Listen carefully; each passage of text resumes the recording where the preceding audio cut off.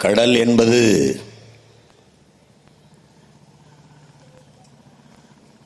ஒரு நீர்ப்பரப்பு என்றுதான் எல்லோரும் இங்கே நினைத்துக் கொண்டிருக்கிறார்.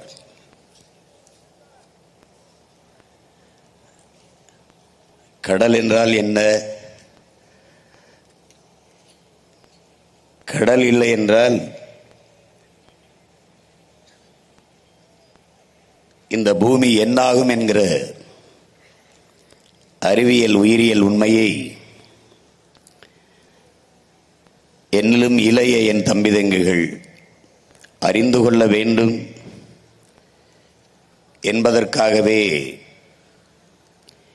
இந்த கடலம்மா மாநாடு நடத்தப்படுகிறது. தேர்தல் வருகிற நேரத்தில்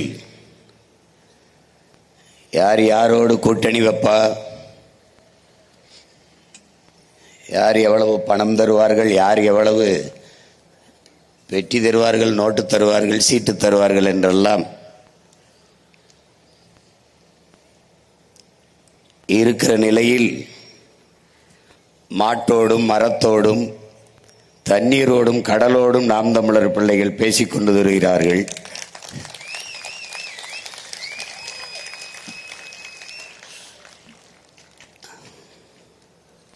தமிழன் உலகந்தழுவி நேசித்து நின்ற உயர்ந்த பேரினத்தின் மக்கள்.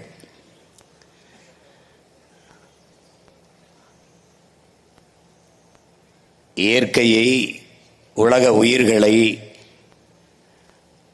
போற்றி கொண்டாடிய ஒரு பேரினத்தின் பிள்ளைகள்.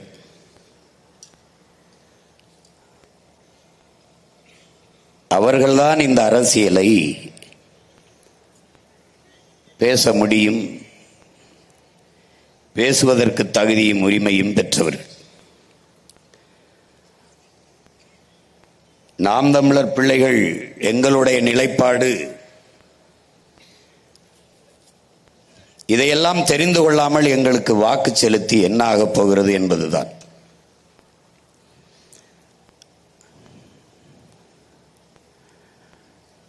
மரம், மலை, ஆறு, தண்ணீர், கடல், இதற்கெல்லாம் எங்களுடைய ஓட்டு இல்லை. ஆனால் இவைகளிடத்தில் தான் எங்களுடைய உயிர் இருக்கிறது என்பதை உணர்ந்து அறிந்த பிள்ளைகள் நாம் தமிழர் பிள்ளைகள் என்பதால்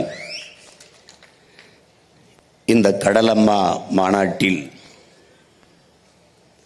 கூடியிருக்கிறோம்.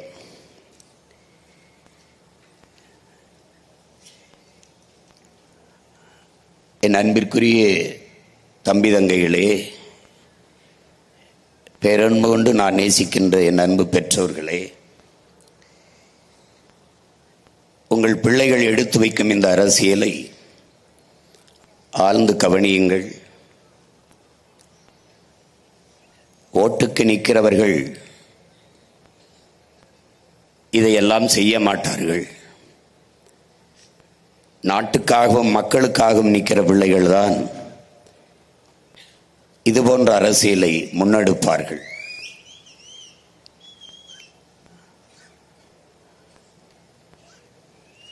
நாங்கள் வீழ்ந்தாலும் எங்கள் இனம் வாழ்ந்தால் போதும் என்று நின்ற தமிழ் பேரினத்தின் பெருமா வீரன் பிரபாகரன் பிள்ளைகளால் தான் இந்த அரசியலை முன்னெடுக்க முடியும். கடலம்மா மாநாடு ஏன், எதற்கு என்பதை பார்ப்போம். வழக்கமான அரசியல் கூட்டம் போல என் அன்பு தம்பிதங்கைகள், என் அருமை உறவுகள் இதை எண்ணிவிடக்கூடாது. ஒரு அறிவு சார்ந்த ஆக்கப்பூர்வமான பயணம் இது. என்னடா இப்படி படம் போட்டு காட்டுகிறானே என்று நினைக்காதீர்கள். இனி ஒவ்வொரு கூட்டமும் இப்படி படம் போட்டு தான் காட்டப் போகிறோம்.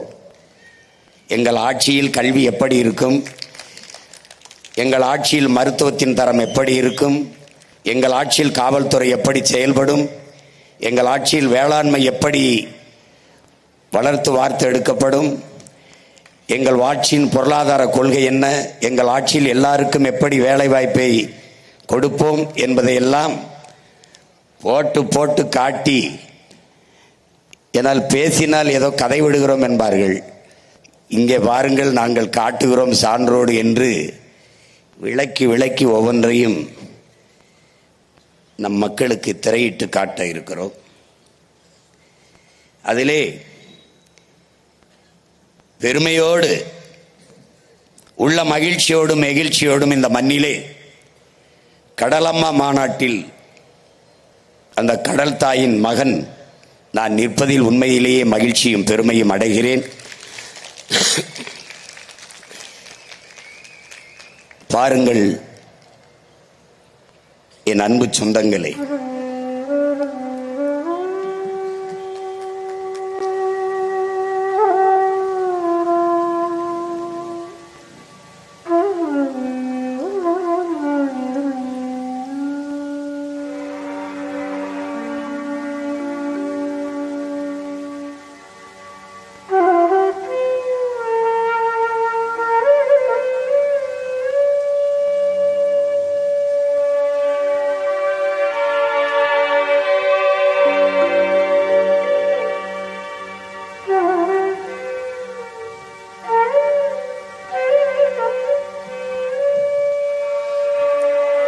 நம்ம அம்மா கடல் அம்மா வான்முகந்த ஆதி நீயே ஆழி தாயே கடல் சூழ் உலகு காப்பதே அழகு என்று வான்முகந்த நீர் மலை பொழியவும் மலை பொழிந்த நீர் கடல் பரப்பும் என்று பட்டினைப்பாலை பாடுகிறது. குறிஞ்சியும் மலை சார்ந்த இடமும் குறிஞ்சி, காடும் காடு சார்ந்த இடமும் முல்லை, வயலும் வயல் சார்ந்த இடமும் மருதம், கடலும் கடல் சார்ந்த இடமும் நெய்தல். இதிலே இந்த நெய்தல் நிலம் மனிதகுல வரலாற்றில் 4வது தாய்மடி என்பதை என் அன்பு பிள்ளைகள் அறிந்து கொள்ள வேண்டும். பறந்து விரிந்த கடல் பரப்பில் வாழ்ந்ததாலேயே நாம் பரதவர்கள் என்று அழைக்கப்பட்டோம். மீன் பிடிப்பதாலேயே காரண பெயரால் நாம் மீனவர்கள் என்று அழைக்கப்பட்டோம். நம் குடிப்பெயர் பரதவர்கள் தான். இந்த 4 நிலங்களில் இருந்துதான் இந்த மானுட குலம் உயிர்த்து தலைத்து இன்னைக்கு வளர்ந்து இருக்கிறது. 4வது தாய் நிலம் தாய்மடி நம்முடைய கடலும் கடல் சார்ந்த பரப்பும். 5வது நிலம் பாலை, அது இயற்கை நிலம் அல்ல, செயற்கை நிலம். முல்லையும் குறிஞ்சியின் முறைமையில் திரியின் நிலம் நடுக்குற்று நல்லியல்பு இழந்து பாலை எனும் படிமம் கொள்ளும் என்று நம்முடைய பாட்டனார் இளங்கோவடிகள் சிலப்பதிகாரத்திலே பாடி தந்திருக்கிறார். இப்போது கடல் உலகின் முதல் அதிசயம், சப்தமிடும் ரகசியம், கால வெள்ளம் தேங்கி நிற்கும் நீள பள்ளம், வாசிக்க கிடைக்காத வரலாற்றை எல்லாம் தின்று செரித்து நின்று சிரிக்கும் நிஜம் என்கிறார் நம்முடைய கவி பேரரசு வைரமுத்தவர்கள் தண்ணீர் தேசத்திலே. இங்கே இந்த கடல் எப்படி உருவானது?